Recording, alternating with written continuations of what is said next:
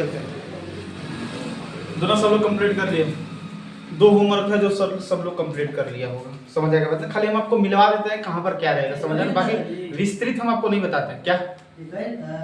हाँ दूसरा बताएंगे। दूसरा H2+Cl2 वाला था। H2+Cl2 एरो होता है HCl, राइट। ये जब खाली 2 को दे दीजिए, 2 हाइड्रोजन 2 क्लोरीन। जो दिक्कत आज थोड़ा सा तगड़ा चीज है। क्या पर्सनल बात करना था वो, कुछ बताएं। ये बात करना था। हाँ कहो अंजलि, नहीं पता है। चलो ये बात भाई साहब स्टूडेंट और बच्चा समझता है, वक्त पेरेंट्स पूरा नई चीजें समझते हैं। अप्रैल में जब तोरा 2 टाइम चलाएंगे, हम जैसे इस तरह बोल रहे हैं कि हालांकि फी टाइम से और कोचिंग लेट से। आज तोरा तो पता है कि आज तोरा लेट हुआ है, क्योंकि अभी तोरा बहुत जल्दी हम आ रहे हैं, अभी मद्रास से आए तब हमें आए तोरा पढ़ा। तो क्या बोले हैं कि हाँ अप्रैल से जब तोरा हम 2 टाइम कोचिंग चला दिए, तो 2 टाइम को तू जोड़ ले 2 400, महीना में 400 कोई दे सकता है, समझ आएगा बात ना। एक दिन से थोड़ा ले लोगों की गलती दिखती है, लेकिन 100 दिन जो रेगुलर हो रहा है क्लास, उस चीज को कोई नहीं देखता है, समझ आएगा बात ना। मैं सप्ताह में संडे को जब छुट्टी करने लगे तो फिर सब लोग बोलेगा कि ये वो चीज है, समझ आएगा बात ना। तो वही चीजें बोलते हैं कि देख तोरा लोग 100 बात सत्य बोलेंगे, एगो बात असत्य बोलेंगे, तो उस पर सबसे पहले क्वेश्चन बहुत दबा के होगा कि तू गलती क्यों किया। लेकिन 100 को जो बात सही किए हैं, उस 100 को बात पर कोई किसी का भी ध्यान नहीं है। आज तक से कोई भी किसी नहीं बोला होगा कि ये कोचिंग थोड़ा रेगुलर चलता है, संडे को भी चलता है, क्लास बंद नहीं रहता है, और अप्रैल में जाकर 2 टाइम कोचिंग चलता है। ये बात थोड़ा आज तक से कोई नहीं बोला है। लेकिन एक दिन थोड़ा भी कोचिंग में तो कुछ भी गलतियां या त्रुटि हो जाएगी तो सबके कान में घुस जाएगा कि नहीं इस कोचिंग में ये हुआ। तो थोड़ा सा ये बात सबको समझ में आता है, बच्चा जब सब समझ में आता है ओकरा में कोई प्रॉब्लम नहीं है। थोड़ा सा पेरेंट्स वगैरह को थोड़ा सा प्रॉब्लम रहता है कि लेट से कोचिंग, समझ जाएगा बात ना। हमेशा थोड़ा टाइमिंग को होता है, थोड़ा सा भाई एक दिन लेट हो गया, बट कोई नहीं चल, तू लोग समझता है, बस इतना काफी है। हाँ क्या है वो, आएंगे। एक क्वेश्चन है थोड़ा सा क्या बोलते हैं, Fe+H2O, इसको बनता है Fe3O4 + H2, राइट। सब लोग कर लेगा, समझ ना। 3 मिनट का समय देंगे, 3 मिनट में कर किया जाए। हाँ सब लोग किया जाए। आइए हो गया। पहला स्टेप हमारा यही रहता है कि सर जो चीजें दिया उस चीज को हम लिख लेते हैं। Fe+H2O arrow Fe3O4 + H2, right.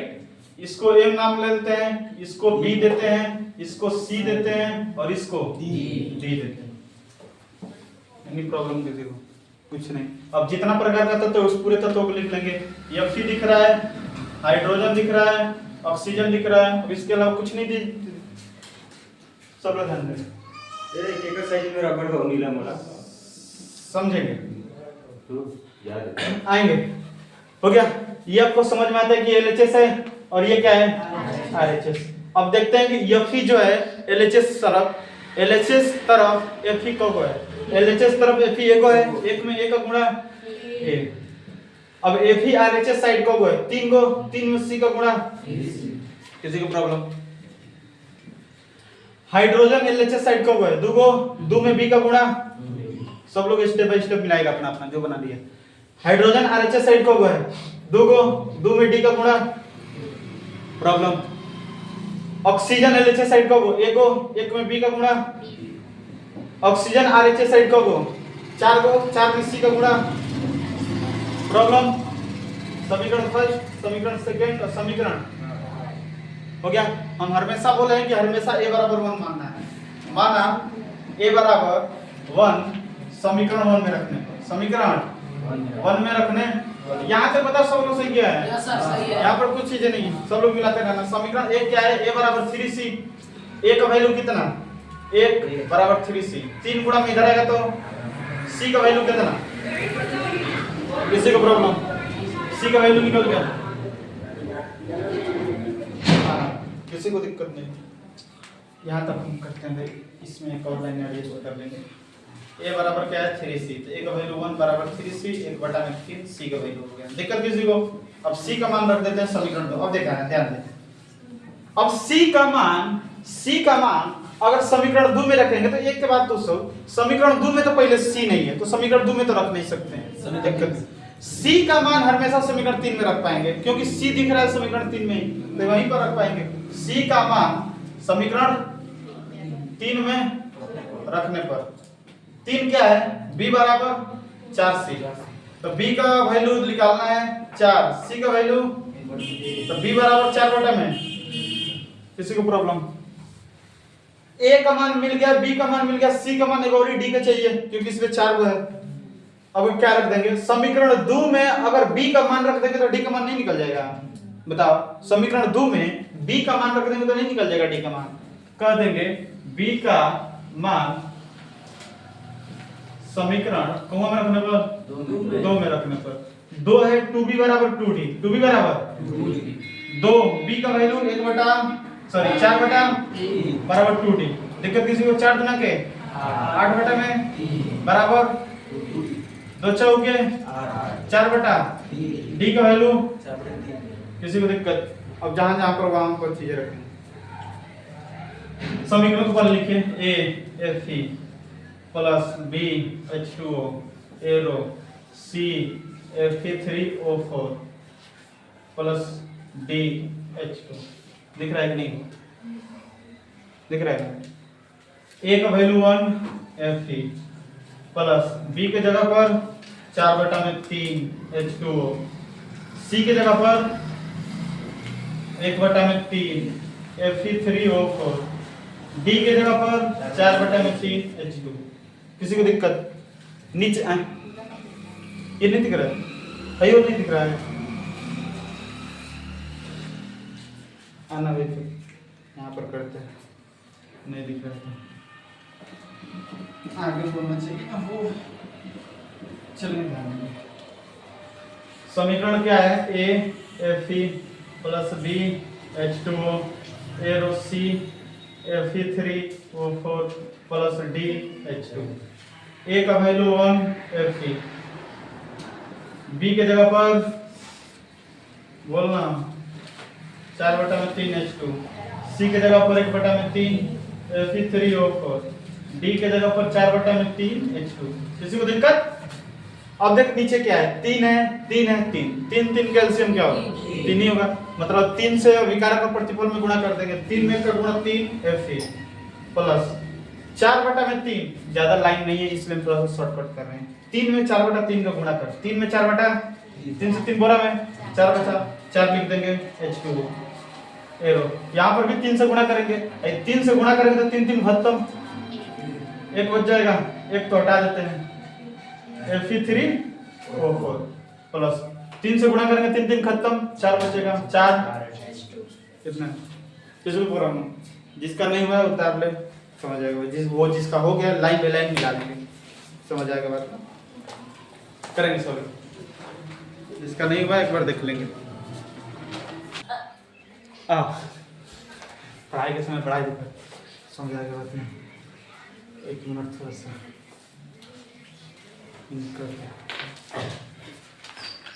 बस खाली संतुलित करते समय कुछ चीजों का आपको ध्यान देना है। जैसे हो गया थोड़ा स्टेप बाय स्टेप थोड़ा हर चीज याद होनी चाहिए, राइट। और दूसरा बात कि हमेशा आपको ए मानना है, ए बराबर 1 मानना है, 1 के अलावा कुछ को नहीं मानना है, समझ आएगा बात में। बस इतनी बातें ध्यान में रखनी। चला जाए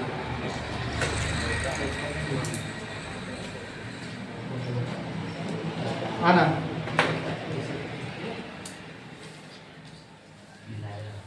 परेशानी में तू रह रहा है तो नहीं के बता दे रहा है, पीट दिया तो कह पीट दिए, चलना नहीं।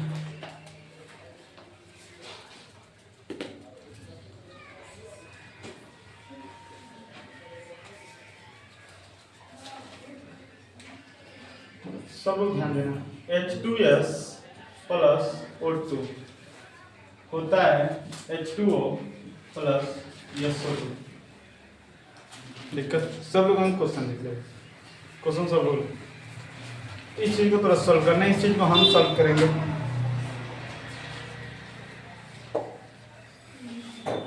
क्वेश्चन लिख लीजिए।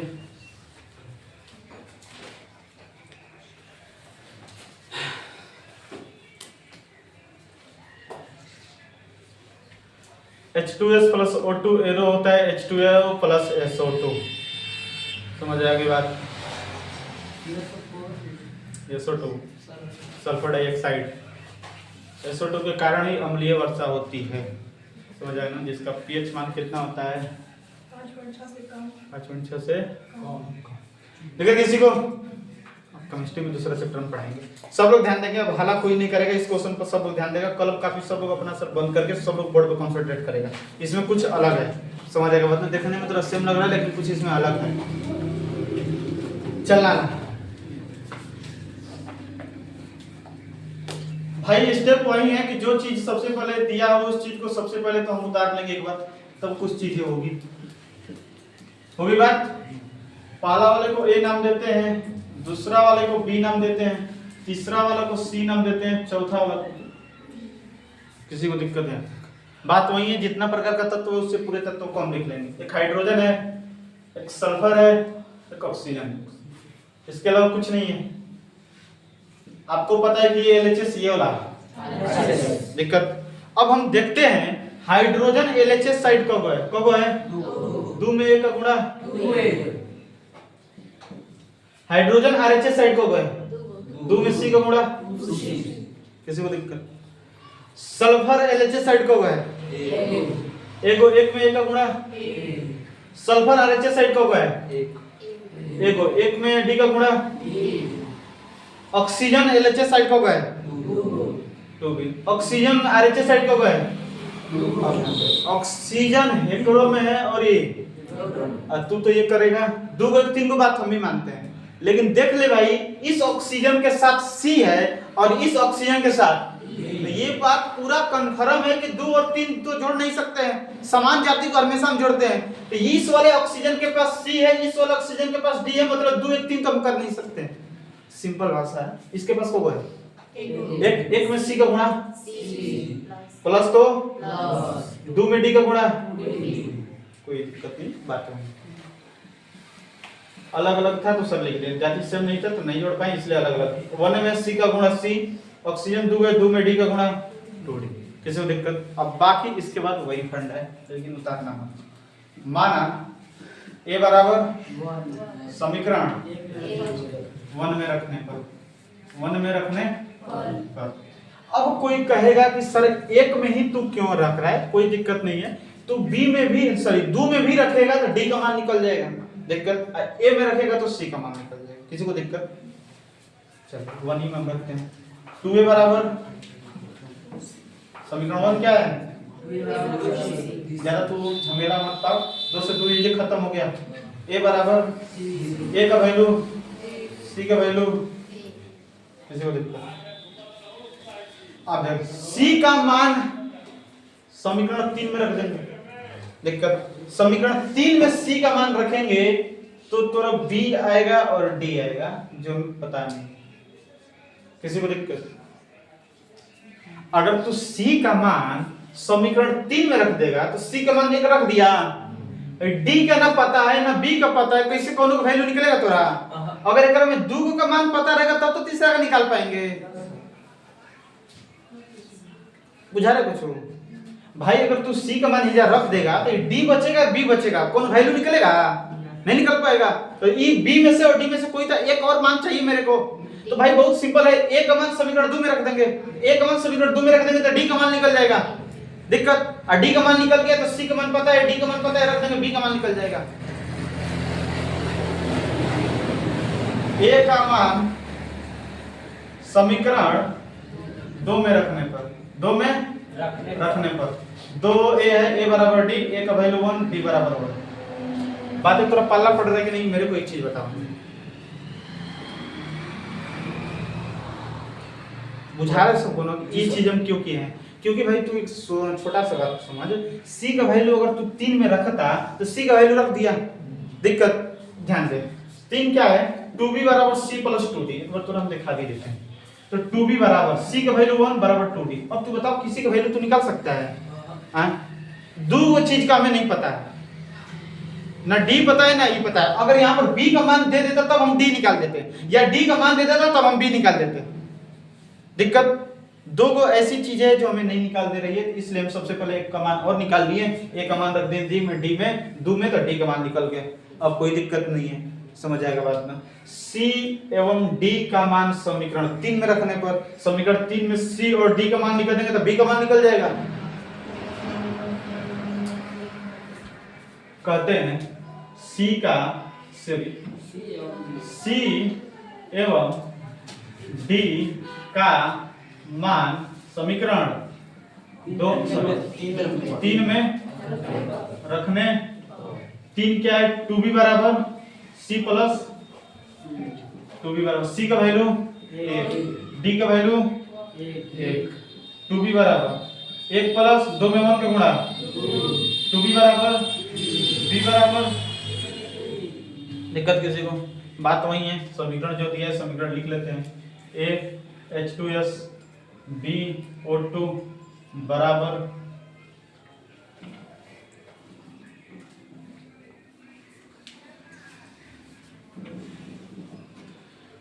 चलो भाई, A है H2S, B है O2, एरो C H2O और D SO2 plus D SO। A का वैल्यू 1 H2OS, B का वैल्यू 3/2 O2, C का वैल्यू 1 H2O, D का वैल्यू 1 SO2। किसी को दिक्कत? भाई बट्टा में आ गया, बट्टा में खाली दो ही लिख रहा है, तो दो सभी कारक के प्रतिफल में गुणा कर देंगे।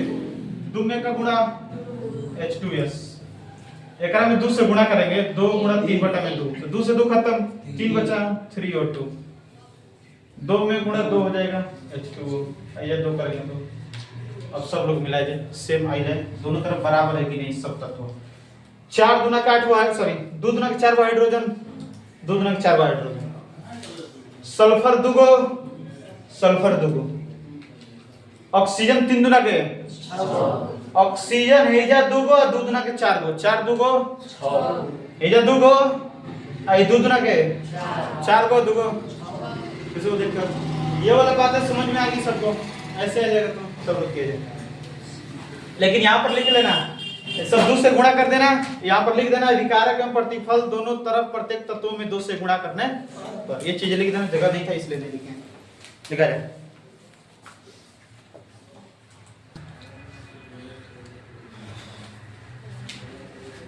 समझिए हो गया सबको? एक दे रहे हैं सब लोग को बनाना है 5 मिनट के अंदर, 5 मिनट के अंदर सबका बन जाना चाहिए।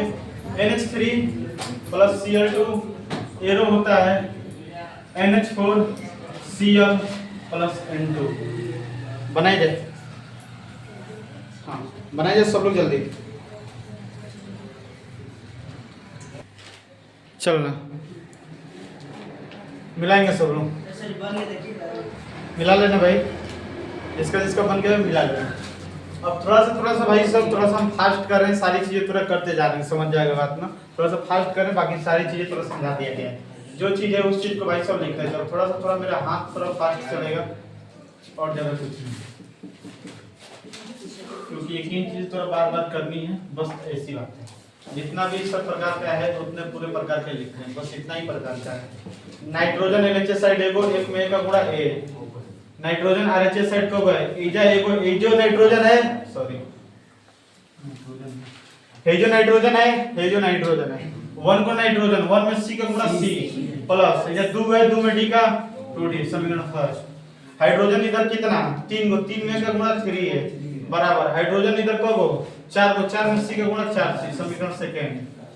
क्लोरीन इधर को 2 को, 2 में B का 2B, क्लोरीन इधर को 1 को, 1 में C का C, समीकरण हमेशा A बराबर 1 मानेंगे, माइनस A बराबर समीकरण 1 में रखने पर, क्या रखने पर समीकरण 1, समीकरण 1 क्या है, A बराबर C प्लस 2D। दिक्कत A का वैल्यू रख देगा कुछ भी नहीं मिलेगा, समझ आया ना, क्योंकि C और D है, समझ आएगा बात ना, C और D है जो किसी प्रकार का हमें नंबर नहीं दे पाएगा, समझ आएगा बात ना, क्योंकि 2 इसमें अज्ञात है, समझ आएगा बात ना?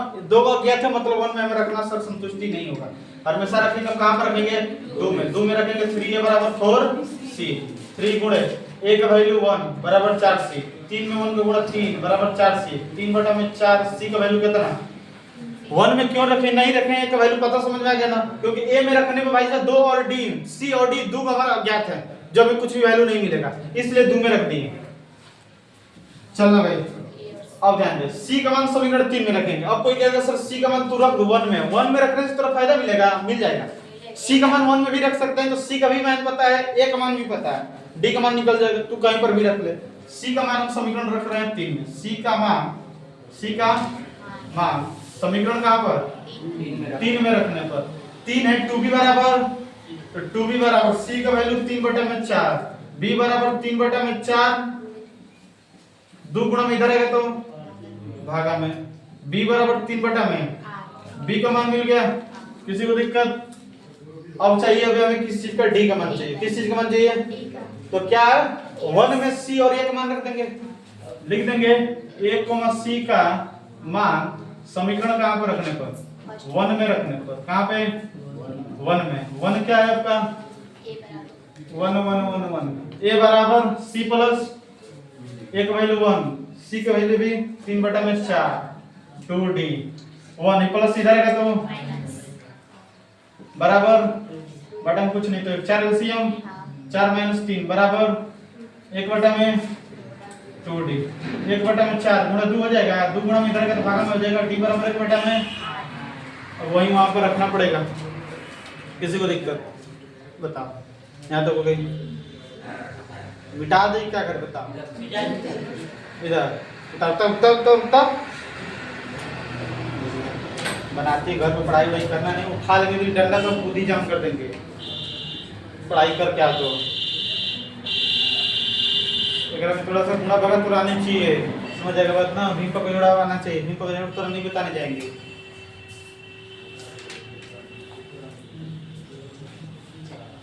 जल्दी करो।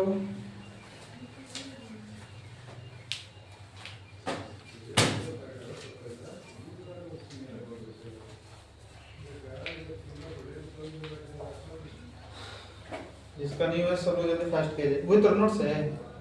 हाँ चलो घर पर रिवीजन का समझ जाएगा बात ना, याद करने वाला नहीं कि याद कर लेगा, स्टेप याद कर सकता है कि कोई स्टेप के बाद दूसरा स्टेप क्या होता है, दूसरा के बाद तीसरा है। लास्ट क्लास के बाद माँ लक्ष्मी का आगमन हुआ। गुजो भाई ये चिट्ठी सज रहा है।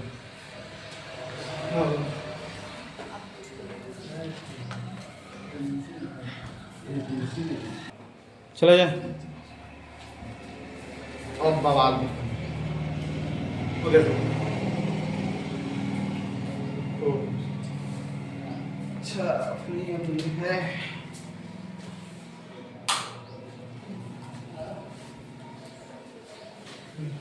शोरूम हो गया सबको। इसके बाद इरेज करते हैं, इसके बाद आगे स्टेप बढ़ाते हैं।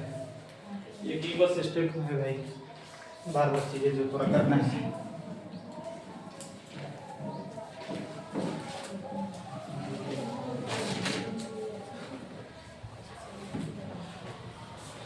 चलना भाई आना। तो समीकरण क्या था वो? NH3 A NH3 BCl2 CNH4Cl DN2 यही था। लेकर किसी को A का वैल्यू 1 NH3, B का वैल्यू 3 बटे Cl2, C का वैल्यू 3 बटे NH4Cl, D का वैल्यू 1 बटा में 8 N2। किसी दिक्कत? नीचे क्या दिख रहा है? 8 दिख रहा है, 4 दिख रहा है और 8 दिख रहा है। 8 4 8 का एलसीएम क्या होगा? 8 होगा। 8 4 8 का एलसीएम किसी दिक्कत?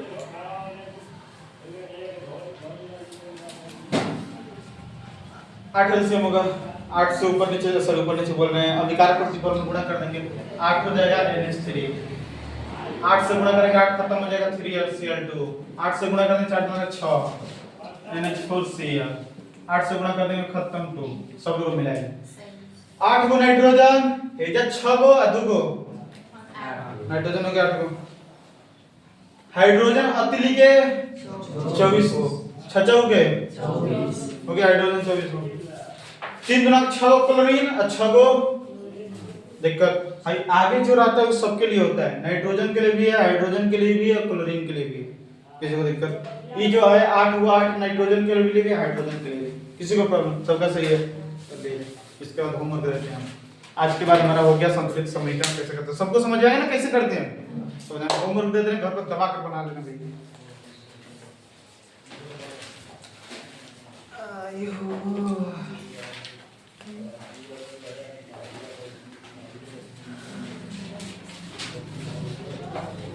हो गया सबको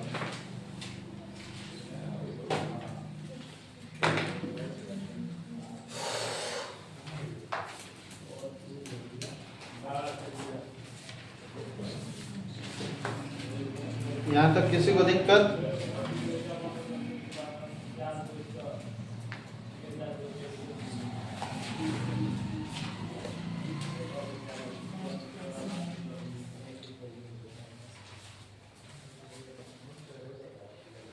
चले जाए चलिए होमवर्क उतारते हैं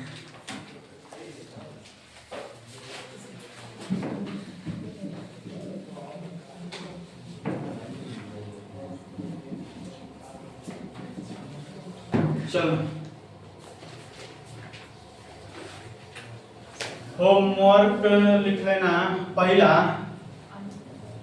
कर देते हैं एल्युमिनियम का विक्रिया सल्फ्यूरिक अम्ल के साथ तो होगा Al2 SO4 का होल थ्राइस प्लस H2 दूसरा KClO3 इसका होता है KCl प्लस O2 एक बात सब लोग ध्यान देंगे ये थ्राइस का मतलब सबको समझ में आ रहा है 3 सल्फर के लिए भी 3 हुआ है और हाइड्रोजन ऑक्सीजन के लिए भी 3 हुआ तो ऑक्सीजन जगह होगा 4 3 12 को और सल्फर इजाज रहता है सबके लिए होता है सल्फर के लिए भी है अब ये 3 एकरा लिए मत लगा देना समझ आएगा बात ना ये कोष्ठ के अंदर बंद है कोष्ठ के अंदर कहने का मतलब जितना कोष्ठ के अंदर है उसके लिए 3 है बस समझ आएगा बात ना अगर आगे रहता तो सबके लिए इसको प्रॉब्लम तो बता रहे